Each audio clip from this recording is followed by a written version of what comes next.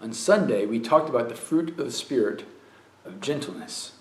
And we looked at a verse in Matthew chapter 11. And Jesus calls the people to him and says, "Come to me, all you who are weary and burdened, and I will give you rest."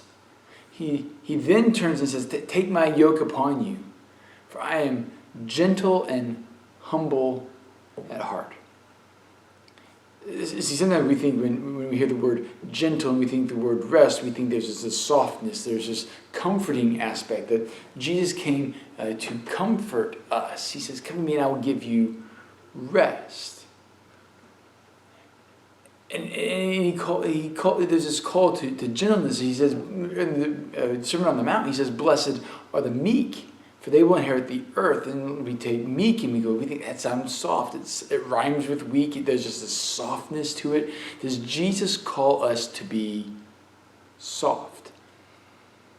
To just become doormats, to just be walked over, to just be bleeding hearts the whole time? But I think we have the wrong picture of gentleness.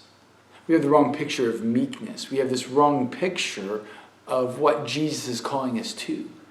It's not so much a softness, but there's compassion. There is love. Love your neighbor as yourself.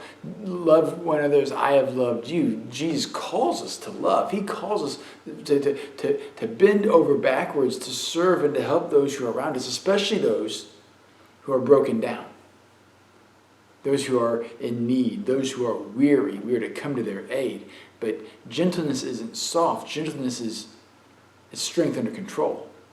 It's power that's controlled and directed at the hand of a master. Which is interesting. When you look at Philippians chapter 2, it talks about Jesus. He says he did not take his equality with God and have it something that he grasped, something he held on to, something he demanded. Jesus could have, as he lived on earth, could have demanded power and authority and dominion over everyone.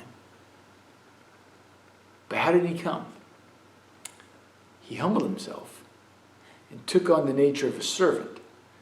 Was found in human likeness, was found in appearance as a man, and humbled himself and was obedient to death, even death on a cross. See, Jesus didn't give up his power. He just merely set it aside for a time and directed the power that he had, not for his own benefit, but for the benefit of those around him, for the benefit of you and for me. Well, what did he say in the garden? The soldiers come to arrest him. Peter draws his sword, cuts off one of the soldiers' ear, and Jesus comes and says, "Guys, put the swords away. If I wanted to, I could have called down 12 legions of angels, and they would have defended me." Jesus had power at his control, at his beck and call. Jesus had power in and of himself. He cast out demons. He calmed the wind and the waves. Jesus had immense power. But he didn't shoulder that power for his own benefit. He didn't use that power for his own good. What he did was he used it and he directed it for the good and the benefit of others. And so when he says, "Take my yoke upon you," he's not taking away our power. When he says, "Come," when he calls us to meekness and calls us to gentleness, he doesn't call us to take away our power. What he does is he says, "Hey, shoulder this with me, and let's direct the power and authority and opportunities we have to benefit those who are around us." And as we benefit those around us who are in need, we can share with them the good news of Jesus. We can share with them how even those of us who may seem to have it all together, we still are lacking something. We're still in need of a Savior. We still need someone to use their power on our behalf to lift us up and give us a place to stand. So go, make a ruckus this week.